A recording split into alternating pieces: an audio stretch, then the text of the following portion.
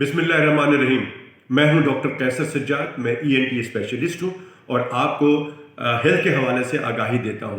पिछले प्रोग्राम में हमने बताया आपको कि कैंसर के मुतालिक, जो कि मुंह का कैंसर है, ख़ासकर इसके मुतालिक हम बात कर रहे हैं। आज इस सिलसिले का चौथा प्रोग्राम है, जिसमें हम आज आपको बताएंगे कि इसके इलाज के सिलसिले में क्या करना चाहिए।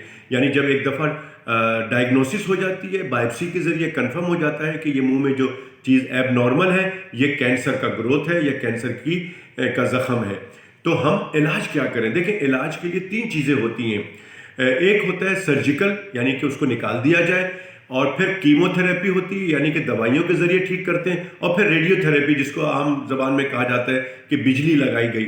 तो ये 3 तरीका इलाज होता है, और इसमें बाज़ दफ़ा सिर्फ सर्जिकली हम उसको ठीक कर लेते हैं, यानी कि ऑपरेशन करके निकाल दिया कैंसर, उसमें जो है वो निकल गया पूरे के पूरा, उसमें कीमोथेरेपी की ज़रूरत नहीं हुई, रेडियोथेरेपी की ज़रूरत नहीं, रेडिएशन की भी ज़रूरत नहीं हुई, बिजली लगाने की भी ज़रूरत नहीं पड़ी। बाज़ दफ़ा हमें सर्जरी करनी पड़ती है, साथ में रेडियोथेरेपी भी करनी पड़ती है। बाज़ दफ़ा हमें तीनों करना पड़ता है, ऑपरेशन भी करना पड़ता है, सर्जिकली रिमूव भी करना पड़ता है, रेडियोथेरेपी एंड कीमोथेरेपी भी करते हैं, जिसको हम कीमो रेडिएशन भी कहते हैं। तो ये इलाज का एक स्टेज है। लेकिन इसमें सबसे इम्पॉर्टेंट बात ये है कि जैसे मैंने पिछले प्रोग्राम में कहा कि अगर आपको आपकी डायग्नोसिस जल्दी हो जाती है तो आपका इलाज बहुत आसान हो जाता है, और 100% इसका इलाज है।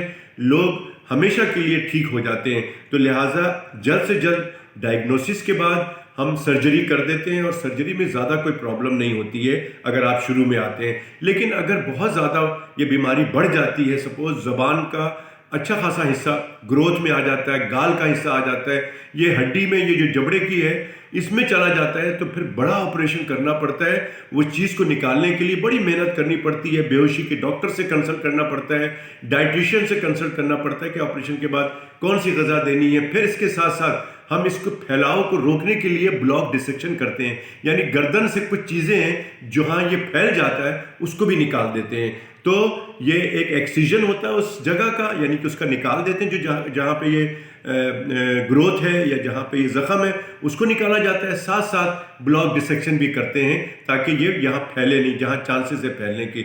अक्सर लोग ये कहते हैं, और बहुत दफ़ा ये देखा गया है कि दूसरे डॉक्टर ने एडवाइस किया है कि जी हम गर्दन का भी साथ साथ ऑपरेशन करेंगे, तो वो डर के हम मेरे पास आ जाते हैं कि डॉक्टर साहब आप सिर्फ इसका करें।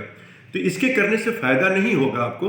तो जो डॉक्टर आपके लिए तजवीज़ कर रहा है वही सही है, उसकी बात को मानना चाहिए। और इसके साथ साथ मैं समझता हूँ कि फॉलोअप बड़ा ज़रूरी है।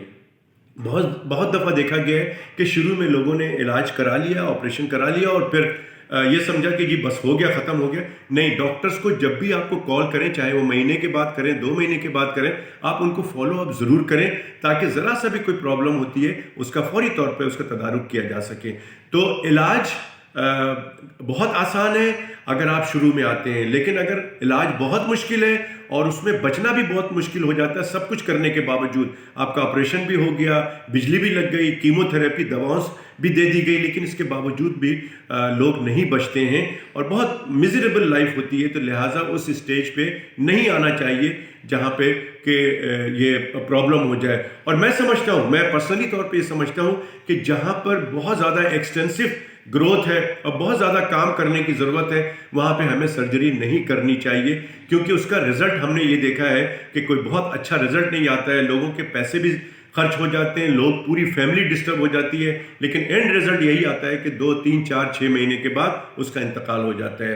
तो इसके बावजूद मैं ये कहता हूँ कि आप सब कुछ करने के बावजूद भी जब आपको रिज़ल्ट ये मिलता है तो खुदारा अर्ली डॉक्टर के पास रिजू करें, जल्द से जल्द डॉक्टर के पास रिजू करें, ताकि उसकी तशख़ीस हो और उसका इलाज फौरी तौर पे हो जाए। अल्लाह ताला हमें और आप तमाम लोगों को इस मूज़ी मर्ज़ से बचा के रखें। हमारे इस चैनल को ज़रूर लाइक कीजिएगा और सब्सक्राइब कीजिएगा, और लोगों को बताइए इस चैनल के बारे में, क्योंकि ये आगाही फराहम करता है, और जब आगाही होती है तो बहुत सारी बीमारियों से आप बचे रहते हैं। अल्लाह ताला हम सबको अपने हिफ्ज़-ए-मान में रखे। बहुत शुक्रिया।